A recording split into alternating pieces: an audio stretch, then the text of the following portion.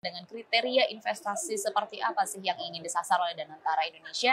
Dan sebenarnya pertanyaannya lebih dalam lagi, apakah memang masyarakat akan melihat hasil investasi atau merasakan hasil investasi ini dalam waktu yang tepat begitu? Kalau memang sudah diputuskan, apakah masyarakat juga akan merasakan? Silakan Pak Ali. Ya baik, dari beberapa sektor yang sedang dipelajari dan dipertimbangkan, memang ada 8 sektor yang menjadi prioritas Danantara. Baik itu dari sisi hilirisasi, healthcare, energy, renewable energy, teknologi. Dan itu pipeline dari proyek-proyek tersebut ya sedang dimatangkan, sedang dilakukan feasibility studies. Dan kita juga ada beberapa yang sudah kita prioritaskan, mostly adalah rehilirisasi, dan juga ada proyek yang tadi yang saya sampaikan bekerja sama dengan pihak swasta yang sudah di-announce recently, mungkin saya nggak akan mention di sini, tapi sudah ada sebetulnya di public media juga recently. Jadi we combine a few strategic pipelines yang memang akan makan waktu sedikit lebih lama, juga dengan beberapa quick win deals yang kita bisa bekerja sama dengan pihak swasta. And I can be quite comfortably said that eventually nanti publik akan melihat ya beberapa pipeline yang sudah mengerucut dan bisa istilahnya dimulai. Nah, untuk mulai ini, tapi again saya mengingatkan phasing-nya juga pasti akan ada. Yang namanya misalnya contoh mau membangun misalnya untuk energi hydropower plant, itu nggak mungkin bangun jadi langsung dalam setahun. Makan waktu 4 sampai 5 tahun. Jadi a lot of these projects ya eventually itu akan kelihatan, but it will take time.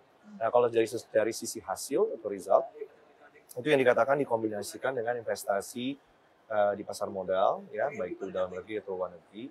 Dan saya bisa bilang dalam arti memang sekarang pasar yang ada di dalam negeri, kita juga melihat kedalaman likuiditas pasar dalam negeri, sehingga memang kita harus looking at all the other instruments as well. Dan yang pasti yang kita lihat adalah mostly liquid, ya. Dan istilahnya asset classes-nya itu secara instrumen bukan sesuatu yang tidak ada fundamentalnya. We actually set a few constraint yang dimana kita tidak akan sentuh, ya, leverage investment with no fundamentals, mostly itu nggak akan kita sentuh.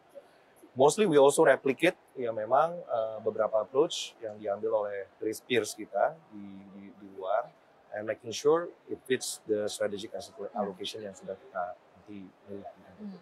Oke, baik. Tapi kalau bicara berkaitan dengan proyek yang istilahnya sudah paling tinggi pertimbangannya atau sudah di depan mata. Ya. Mungkin salah satu yang paling sering dilihat recently adalah waste to energy. Waste to energy. Karena yang tadi yang saya sampaikan adalah beberapa proyek ini menjadi prioritas karena the country critically needs it. Ya. Karena problemnya sangat besar dengan sampah, and at the same time we can actually look at how we can bring added value to the people, which is on energy. Ya, sehingga itu menjadi sesuatu yang menjadi prioritas kami, dan juga mungkin di media juga sudah melihat mengenai potential investment project untuk membangun sesuatu untuk komunitas Indonesia di luar negeri yang berhubungan dengan haji dan umroh di luar negeri, itu juga menjadi salah satu prioritas, dan juga beberapa proyek hilirisasi. Ya, karena itu juga country rich of natural resources, ada beberapa menjadi fokus. Yang masih menjadi tulang punggung dari perekonomian Indonesia sendiri. Oke, saya ingin sedikit mundur ke belakang tadi. Mungkin di segmen pertama sudah saya singgung, tapi saya ingin elaborasikan sedikit. Kalau begitu dari Danantara sendiri, secara overview, secara long term, begitu, apakah akan lebih fokus ke yang pasti imbal hasil finansial sudah pasti itu adalah main objective. Tapi di sisi lain bagaimana memastikan dampak sosial dan juga dampak ekonominya, multiplier effect-nya yang seharusnya juga dirasakan oleh masyarakat. Ya. Jadi memang tadi yang saya bilang during the ramp up period kita memang fokus kepada setting up the platform, and juga at the same time looking at few projects and the process yang kita akan going through. Nah, memang dari awal-awal imbal hasil itu pasti akan banyak dilihat dari deployment ya in public investment, karena memang disitulah yang kita bisa looking at churning the return. Ya. Nah, eventually untuk melihat dari sisi investasi yang bisa memberikan dampak ekonomi ke depannya, ya, itu dari sisi strategic private investment. Nah, yang di sisi ini ya saya hanya manage ekspektasi ya. Untuk melihat hasilnya pasti butuh waktu ya. hopefully waktu kita sudah memulai ya bisa dilihat eventually benefits-nya ini memang untuk the majority of population ke depan. Tapi saya tidak bisa bilang dalam setahun atau 2 tahun, of course not. Akan terasa. Iya, karena yang bisa kita lihat adalah the country needs it, tidak pernah dilakukan dan it's better late than never. Tapi kita melakukan ini for the right purpose. Okay? And eventually ke depannya we will be sure a lot of these project itu akan banyak memberikan added value yang baik dari sisi creating human capitals, dari sisi energy dan lain sebagainya, dari sisi kepangan dan lain sebagainya. Jadi all I can say is yang kita pertimbangkan ini bukan hanya sesuatu yang hanya untuk biar kelihatan ada investasi, tapi yang sudah pasti kelihatannya itu multiplier effect-nya ke depan itu akan besar untuk negara ini. Oke, satu lagi persepsi publik yang dari hari pertama Danantara dibentuk mungkin sampai hari ini adalah di mana Danantara sering kali dibandingkan dengan lembaga investasi lain. Yang di masa lalu katakanlah mungkin yang saat ini berhasil dibandingkan juga yang gagal dibandingkan juga. Mungkin tanggapannya Pak Ali boleh? Tanggapan saya, good thing that kita bisa belajar dari a lot of incidents, events yang dilalui oleh beberapa sovereign wealth fund. Jadi kita juga bisa mengambil the best practices from a lot of these situations and events. Dan kita bisa melihat juga dari sisi memang struktur itu berbeda. Ya, kita berbeda dengan mereka.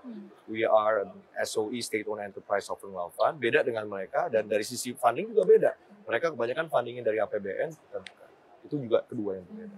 Dan yang ketiga juga of course dari sisi investment profile itu berbeda. Yang tadi saya jelaskan, ada yang extreme on national development only, ada yang extreme on return optimizer, capital preservation, dan kita kedepannya akan lebih more balance and sovereign wealth fund with dual objectives. Both ada yang dari sisi strategic investment dan juga ada yang dari sisi public investment. Oke. Mungkin setelah sejumlah kritik yang muncul, sejumlah persepsi yang muncul, apa pesan Pak Ali untuk publik dan juga investor di tengah arah Danantara ini yang sedang ditebak-tebak, sedang ditunggu-tunggu oleh masyarakat ke depannya? Ya. Mungkin pesan saya hanya kita selalu ya, being the senior founding member, and of course our team is also proud to be the founding members. Saya selalu mencoba menyampaikan, dan ini udah kita ngobrol ke dalam-dalam, kita menggunakan tagline dari Billie Jean King katanya, pressure is a privilege. Menghadapi tekanan itu merupakan keistimewaan bagi kita. Kenapa? Karena kita adalah sesuatu yang baru yang dibentuk. Of course, semua mata itu melihat kita dan banyak ekspektasi yang diharapkan dijawab oleh Danantara. Tapi all I can say is kita bisa melihat dari teman-teman yang sudah profesional yang bergabung dengan Danantara, background mereka, experience mereka. Rest assured kita ingin maju, tidak ingin hanya maju dengan cepat, tapi maju dengan fondasi platform yang kuat, ya, sehingga kita akan bisa berinvestasi juga nyaman ke depannya. Dan semuanya ini dilakukan oleh orang-orang yang berpengalaman dan bertanggung jawab. Sehingga mungkin saya berharap teman-teman publik dan juga media give a chance for all these people to do that work. Kan sulit juga ya kalau baru kerja ya, tapi misalnya komennya negatif, jadi dimotivate juga bagi mereka. But I can tell you that we are trying to set up the right framework for this institution. So again, we will continue to say to our team, pressure is a privilege for us, but that's what we have to face going forward. Pak Ali menyampaikan bahwa menjamin orang-orang yang sudah terpilih dan bergabung di Danantara Indonesia adalah orang-orang yang punya good intention dan juga tahu apa yang mereka lakukan, know how to do it the right way. Terima kasih Pak Ali sudah berdialog bersama kami di Squawk Box CNBC Indonesia, dialog yang luar biasa insightful. Sekali lagi terima kasih dan sukses terus untuk Danantara Indonesia. Semoga plan-nya ke depan bisa berjalan dengan lancar.